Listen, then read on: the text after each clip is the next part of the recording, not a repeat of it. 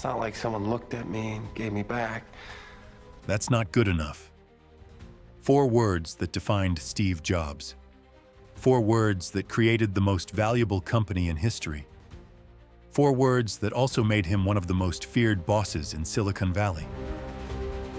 On January 9, 2007, Steve Jobs walked onto a stage in San Francisco and changed the world forever. In his hand was a device that would revolutionize communication, entertainment, and human interaction itself: the iPhone. But behind that moment of triumph was a trail of broken relationships, shattered egos, and brilliant minds driven to their breaking point by a man who demanded nothing less than perfection. Jobs didn't just create products. He created a culture of excellence so intense, so unforgiving, that it bordered on cruelty. He screamed at employees in meetings. He fired people in elevators. He told engineers their life's work was shit and made them start over. Yet those same people would later say that working for Steve Jobs was the most meaningful experience of their careers. This is the story of a man who changed the world by refusing to accept that anything was impossible, including working with him. What would you sacrifice to achieve perfection if you knew that perfection would cost you every meaningful relationship in your life? Stephen Paul Jobs was born on February 24, 1955, in San Francisco, California. His biological parents, Joanne Schiebel and Abdul Fattah Jandali, were unmarried graduate students who gave him up for adoption. Paul and Clara Jobs, a machinist and an accountant, adopted the baby and promised his birth mother they would send him to college. From the beginning, Steve was different. He was curious, intense, and utterly uncompromising. When he wanted something, he would fixate on it with laser-like focus until he got it. Paul Jobs tried to teach his son the value of craftsmanship. In their garage, he showed Steve how to build cabinets, explaining that even the parts no one would see had to be perfect. A true craftsman uses a good piece of wood even for the back of a cabinet against the wall, Paul told his son. It was a lesson Steve would never forget. But Steve was more interested in electronics than woodworking. He spent hours in the garage of a neighbor, Larry Lang, learning about radios and amplifiers. He was fascinated by the idea that complex machines could be made simple and elegant. In high school, Steve met Steve Wozniak, an electronics genius 5 years older who shared his passion for pranks and innovation.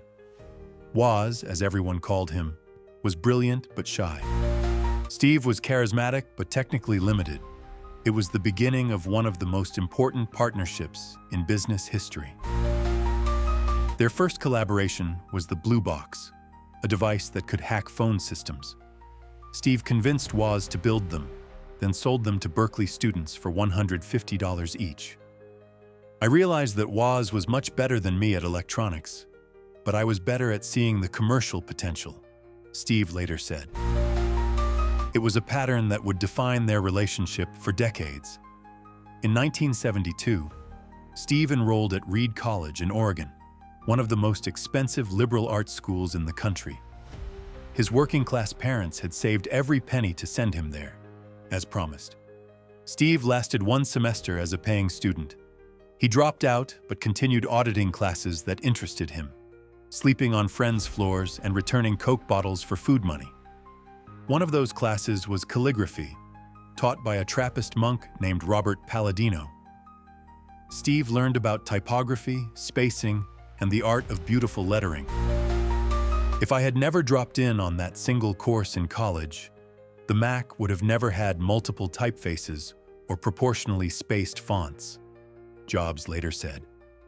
It seemed like a useless skill at the time. It would later revolutionize personal computing. After leaving Reed, Steve drifted. He traveled to India seeking spiritual enlightenment, but found only poverty and dysentery. He experimented with LSD and Eastern philosophy. He worked the night shift at Atari, the video game company, where his abrasive personality and poor hygiene made him so unpopular that he was assigned to work alone. But Steve was learning. He was absorbing ideas about design, simplicity, and user experience that would later transform entire industries. In 1976, Woz invented something revolutionary: a personal computer that ordinary people could actually use. The Apple I was elegant, powerful, and affordable. Steve immediately saw its potential. While Woz was content to give away the designs to his computer club friends, Steve wanted to start a company. "We're going to change the world," he told Woz. They sold Steve's Volkswagen van and Woz's HP calculator to raise $1,300 in startup capital. On April 1, 1976, Apple Computer Company was born in the Jobs family garage. Steve was 21 years old. The Apple II, launched in 1977, became one of the most successful products in business history. It was the first computer designed not just for hobbyists, but for families, schools, and small businesses. Steve insisted on a sleek plastic case instead of the metal boxes other computers used.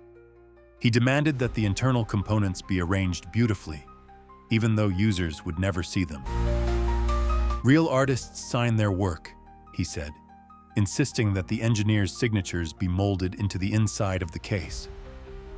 By 1980, Apple went public in the largest IPO in history at that time. Steve Jobs, at 25, was worth over $200 million. But success brought new challenges. Apple was no longer a startup run by friends in a garage. It was a corporation with thousands of employees, demanding shareholders, and complex products. Steve struggled with the transition. He was brilliant at envisioning products and inspiring teams, but he was terrible at managing people and processes. His perfectionism, which had been an asset when Apple was small, became a liability as the company grew.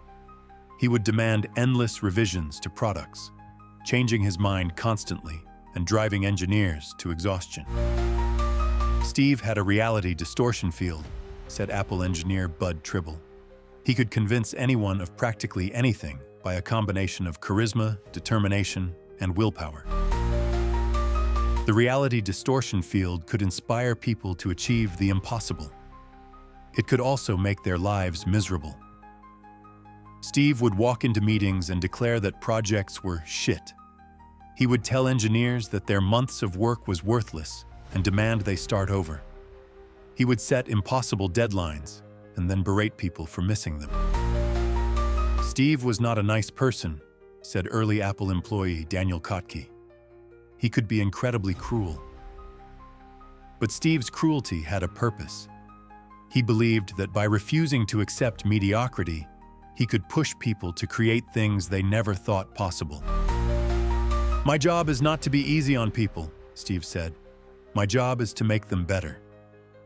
In 1983, Steve recruited John Sculley, the president of Pepsi, to become Apple's CEO. Steve's famous pitch was, "Do you want to sell sugar water for the rest of your life? Or do you want to come with me and change the world?" Sculley joined Apple, but the partnership was doomed from the start. Steve wanted to focus on revolutionary products. Sculley wanted to focus on profits and market share. The conflict came to a head in 1985. The Apple board, led by Sculley, stripped Steve of all operational responsibilities. He was still chairman, but he had no real power. Steve was devastated. Apple was his life, his identity, his everything. Being pushed out of his own company felt like a betrayal beyond comprehension. "I felt like I'd been punched in the stomach and had the wind knocked out of me," Steve later said. But Steve didn't give up. If Apple didn't want him, he would start over. In September 1985, Steve founded Next Computer, taking 5 key Apple employees with him. Apple sued, claiming he had stolen trade secrets and employees. Steve didn't care. He was going to build the computer of the future. Next was Steve Jobs unleashed. Without a board to constrain him, he pursued perfection with manic intensity. The Next Computer had a revolutionary operating system, stunning graphics, and innovative features. It also cost $6,500 and took 6 years to develop. Next was a commercial failure, but it was a technological masterpiece. The computer was so advanced that Tim Berners-Lee used a Next machine to create the World Wide Web. While building Next, Steve also bought the computer graphics division of Lucasfilm for $10 million. He renamed it Pixar. Pixar was supposed to sell high-end graphics computers. Instead, it became an animation studio that would revolutionize movie making. Steve poured millions of his own money into Pixar, keeping it alive through years of losses. He believed in the vision of computer-generated animation, even when no one else did. In 1995, Pixar released Toy Story, the first fully computer-animated feature film. It was a massive success, and Pixar's IPO made Steve a billionaire. But Steve's greatest triumph was still to come. By 1997, Apple was dying. The company Steve had co-founded was 90 days from bankruptcy. It had lost its way, producing dozens of confusing products that no one wanted to buy. Apple's board, desperate for a savior, acquired Next for $429 million and brought Steve back as interim CEO. Steve was 42 years old. He had been away from Apple for 12 years. The technology world had written him off as a has-been. They were about to learn how wrong they were. Steve's first act was to simplify Apple's product line. He eliminated dozens of products, focusing on just 4: desktop and laptop computers for consumers and professionals. Deciding what not to do is as important as deciding what to do, Steve said. He also changed Apple's culture. The company had become bureaucratic and risk-averse. Steve brought back the startup mentality of taking big risks and moving fast. But most importantly, Steve brought back his obsession with design and user experience. In 1998, Apple launched the iMac, a translucent, colorful computer that looked like nothing else on the market. It was friendly, approachable, and fun, everything that computers weren't supposed to be. The iMac was a massive success, saving Apple from bankruptcy and establishing Steve as the comeback king of Silicon Valley. But Steve was just getting started. In 2001, Apple launched the iPod, a portable music player that could hold 1,000 songs. 1,000 songs in your pocket was the tagline. The iPod transformed Apple from a computer company into a consumer electronics company. It also transformed the music industry, paving the way for iTunes and legal digital music downloads. Steve's perfectionism was on full display during the iPod's development. He rejected dozens of prototypes, demanding that the device be smaller, simpler, and more elegant. Steve would say, "This is shit. Do it again," recalled iPod engineer Tony Fadell. And we'd do it again, and again, until it was perfect. The iPod made Apple cool again, but Steve's greatest creation was still to come. In 2007, Steve walked onto the stage at the Macworld Conference and Expo in San Francisco. He was about to introduce a product that would change everything. "Today, Apple is going to reinvent the phone," he announced. The iPhone combined a phone, an iPod, and an internet communicator into a single device. It had no keyboard, no stylus, just a revolutionary touchscreen interface. The audience gasped when Steve demonstrated the iPhone's capabilities. He scrolled through photos with his finger. He zoomed in on web pages with a pinch.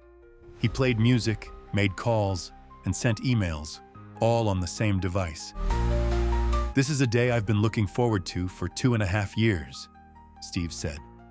"Every once in a while, a revolutionary product comes along that changes everything." The iPhone did exactly that. It created the smartphone industry, destroyed entire categories of devices, and fundamentally changed how humans interact with technology. But the iPhone's development had been brutal. Steve had pushed his teams to their limits and beyond. He had rejected countless prototypes, changed directions repeatedly, and demanded the impossible on impossible timelines. Steve was a perfectionist to a fault, said iPhone engineer Scott Forstall. He would rather delay a product than ship something that wasn't perfect. The iPhone's success validated Steve's approach. His impossible standards, his reality distortion field, his refusal to compromise, it all led to this moment of triumph. But the cost was enormous. Steve had burned through relationships, exhausted his teams, and created a culture of fear at Apple. Steve was brilliant, but he was also a tyrant, said former Apple executive Jean-Louis Gasset.